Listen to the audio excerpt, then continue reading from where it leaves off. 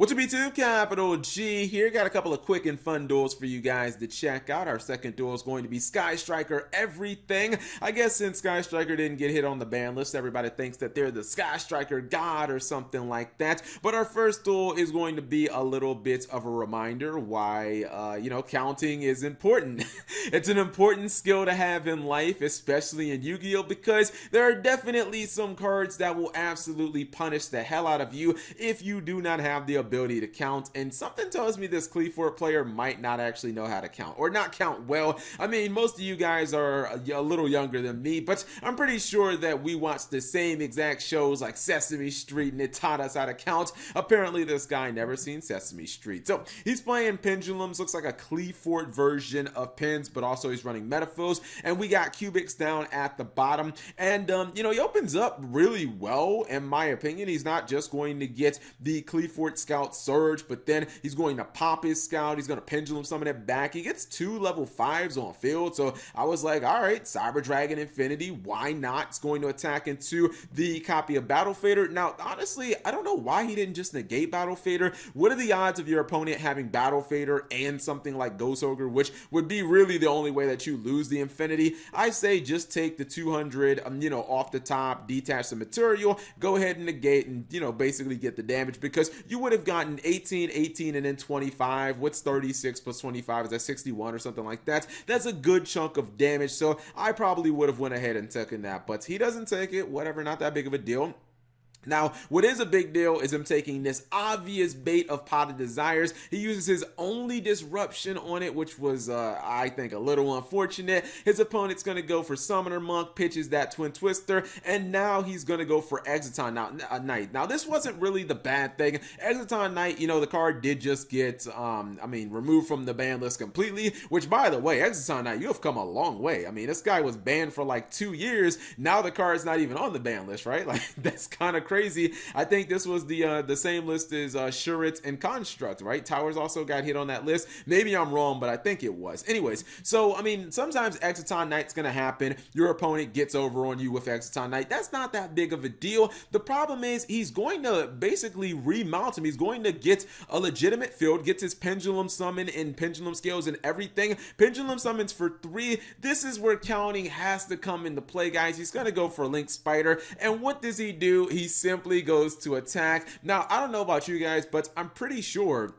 that if you have more cards than your opponent when your opponent has Exiton Knight on the field, pretty sure you don't want to attack into it, because they will most likely use the effect, and if you don't have some type of negation, your board is going to get wrecked. So let's just do some quick counting right here just to make sure that he's making a mistake. I count 1, 2, 3, 4. Okay, so this guy has 4 cards versus 1, 2, 3, 4, 5. Yeah, that means you definitely should not be attacking. He uses Exiton Knight and nukes his entire field. I think he may have actually just been tilted because of the first time he saw Exiton Knight, and then I don't know, man, maybe Exiton Knight just got in his head, but that is just, I don't understand. Like, that's just the mental brain farts, and the card was already on the field. But whatever, we're going to the second duel.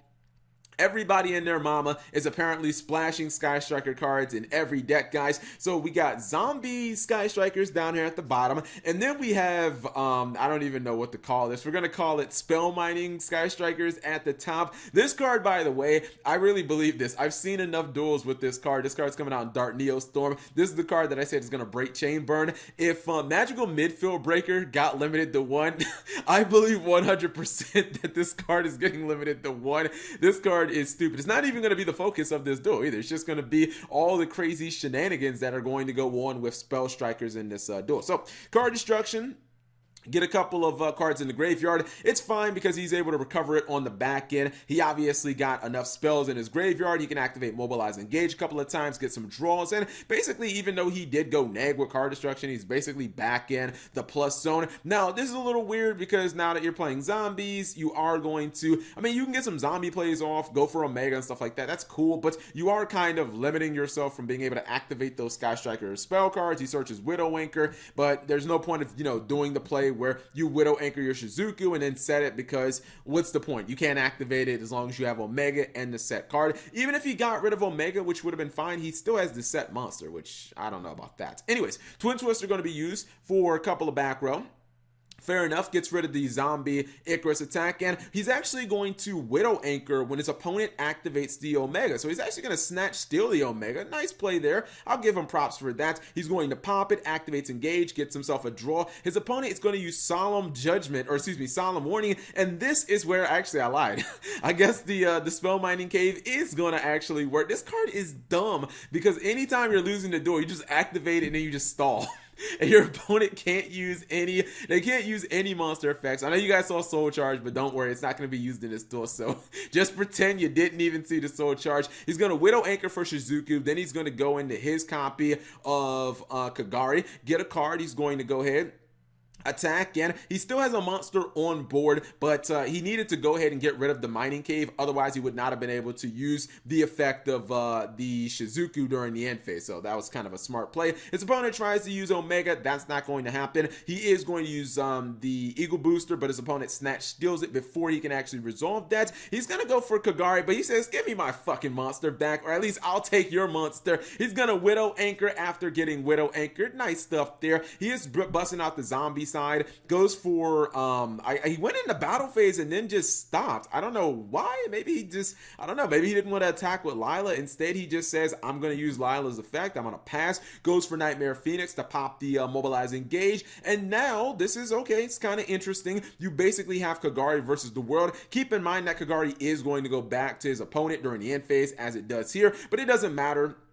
He can obviously use, well, no, this is cool, right? So he uses Formud Skipper. This card comes out in the Soulburner structure deck, and he turns it into a Sky Striker. Thus, he's able to turn it into another Sky Striker. It's totally weird because it kind of copies one of your monsters in your extra deck. So I think he copied one of his Sky Strikers, and he was able to turn it into another Sky Striker monster. Very weird card, but it's fine because he got his monster out of his main monster zone into his extra monster zone so that he can start playing his other cards. Twin Twister on the 2 face down, then summons Prankatrops, and then he's going to go into the BLS Link monster. He equips it with Hercules base, and then he's actually going to activate the Sword of Toxic Solitude, or Sword of Solitary Sword of Poison, which it was renamed in, I guess, Cybernetic Horizon, and now he's able to do massive damage right here, and this card is actually just going to end the game. And you know, my grand takeaway was, I guess anyone can play Sky Strikers, because I'm pretty sure that like nothing about this duel was pure or basic Sky Striker 101, but hey, when you got built-in +1s and none of the cards in your archetype get hit except Hornet Drones, anybody can just pick up the deck and learn it. Yeah, very weird duel, but you know, I guess the Sky Striker stuff is just too OP. Anyways, hopefully you guys enjoyed those short duels. If you did, give the video a thumbs up. Thank you guys for watching. As always, subscribe if you have not already, and turn on that notification bell for daily videos. You know what I just noticed? He ended the duel over 8,000 life points. How crazy is that?